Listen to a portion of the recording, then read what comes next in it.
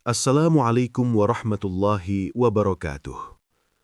Saudaraku, pernahkah kita bertanya dalam hati, jika seseorang sudah dijamin masuk surga, apakah dia tetap akan merasakan siksa kubur?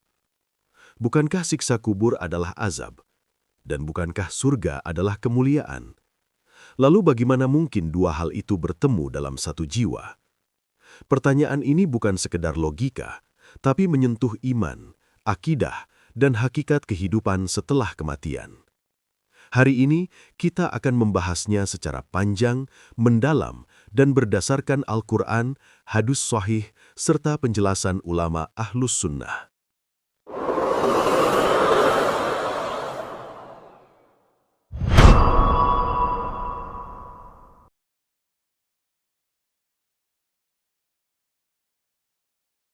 Apa itu siksa kubur?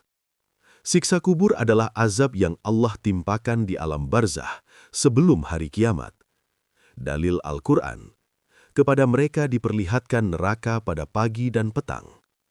Ayat ini menjelaskan azab sebelum hari kiamat, yaitu di alam kubur. Hadis Rasulullah Shallallahu Alaihi Wasallam, sesungguhnya kubur itu bisa menjadi taman surga atau lubang dari lubang-lubang neraka. Siksa kubur nyata, bukan simbol, bukan kiasan.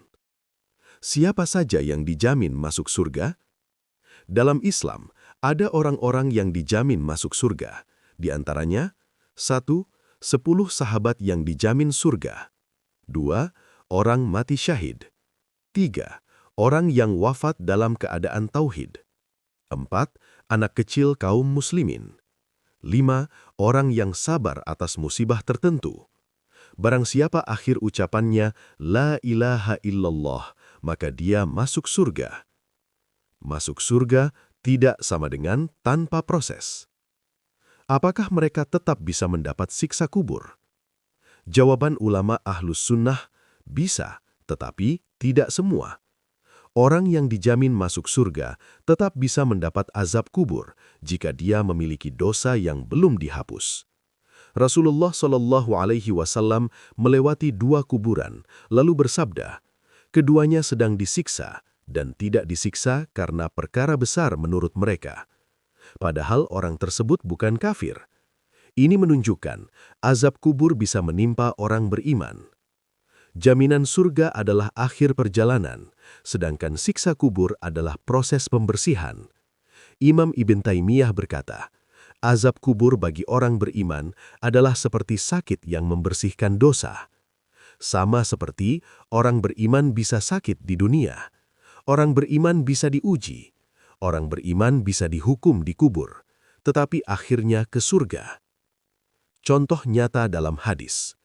Orang syahid tapi disiksa kubur. Seorang sahabat gugur di medan perang.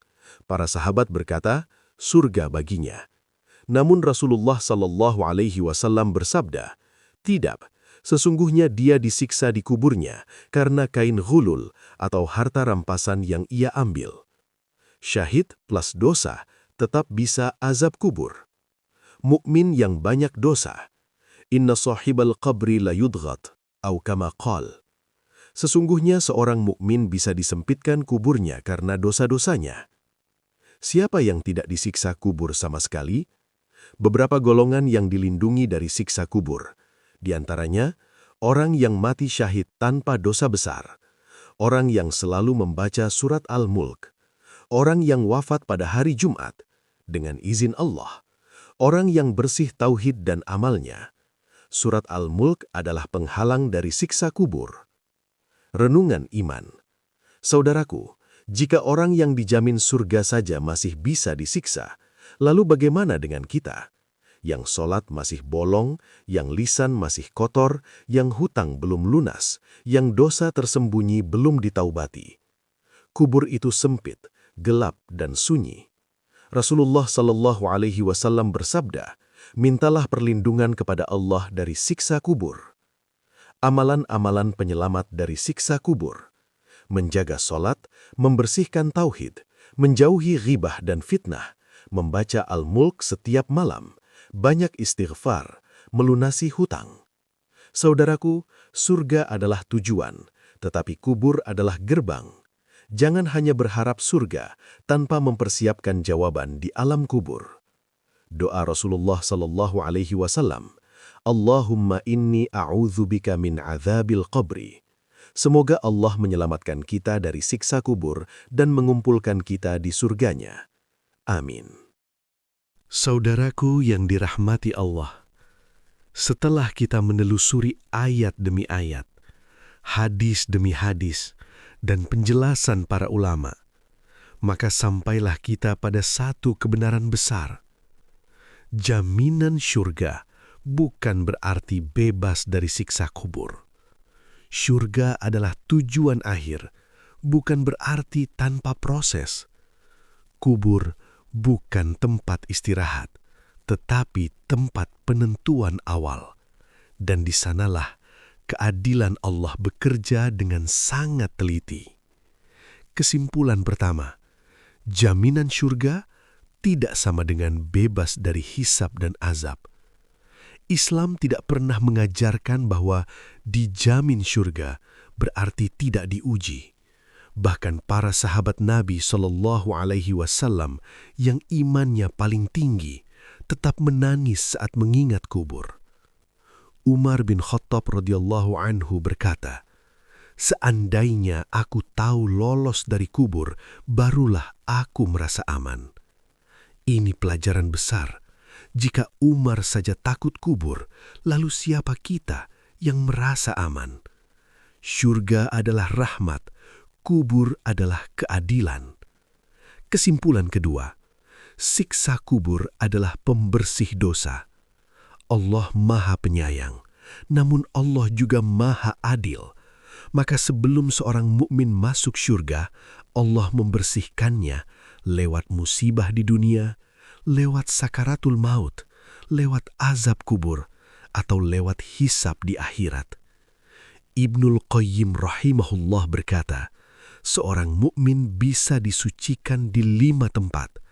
Jika dosanya belum bersih di dunia, kubur bisa menjadi tempat pembersihan terakhir agar ia masuk syurga dalam keadaan suci. Azab kubur bukan kebencian Allah, melainkan rahmat yang keras. Kesimpulan ketiga, iman tidak menghapus dosa secara otomatis. Banyak orang berkata, yang penting iman. Namun Rasulullah Shallallahu Alaihi Wasallam tidak pernah mengajarkan iman tanpa amal. Sabda Nabi, seseorang bisa disiksa di kuburnya karena dosa kecil yang dianggap remeh, ghibah, fitnah, hutang, meremehkan najis, lalai solat. Semua itu tidak mengeluarkan dari Islam, namun bisa menyeret ke siksa kubur. Kesimpulan keempat, orang baik bisa disiksa, orang buruk bisa diampuni. Islam bukan agama kepastian amal, tetapi agama keadilan dan rahmat. Ada orang sholat, puasa, jihad, namun masih bawa dosa tersembunyi. Ada pula orang penuh dosa, namun bertauhid dan bertaubat sebelum mati. Rasulullah Shallallahu Alaihi Wasallam bersabda, seseorang bisa beramal seperti ahli syurga, namun masuk neraka, dan sebaliknya. Maka jangan merasa aman dan jangan putus asa dari rahmat Allah. Kesimpulan kelima, kubur adalah alam sendiri. Kubur bukan dunia, kubur bukan akhirat. Kubur adalah alam barzakh. Di sana tidak ada harta, tidak ada jabatan, tidak ada teman. Yang menemani hanyalah iman, amal, dan tauhid. Rasulullah Shallallahu Alaihi Wasallam bersabda, jika mayit dikuburkan, amalnya mengikuti, lalu semuanya pergi kecuali amalnya. Kesimpulan keenam, orang yang benar-benar selamat dari siksa kubur itu sedikit. Banyak yang masuk syurga, tetapi yang lolos kubur tanpa azab itu sedikit. Mereka adalah yang menjaga tauhid murni, yang bersih dari zalim, yang lisannya terjaga, yang taubatnya sungguh-sungguh. Rasulullah Shallallahu Alaihi Wasallam setiap sholat selalu berdoa, aku berlindung dari siksa kubur. Jika Rasulullah saja selalu memohon perlindungan, maka kubur bukan perkara ringan. Kesimpulan ketujuh, harapan dan takut harus seimbang. Jangan hanya berharap syurga tanpa takut kubur, dan jangan takut kubur sampai putus asa dari rahmat Allah. Allah berfirman, "Janganlah kamu berputus asa dari rahmat Allah." Az-Zumar 53. Harapan mendorong amal, takut menahan dosa.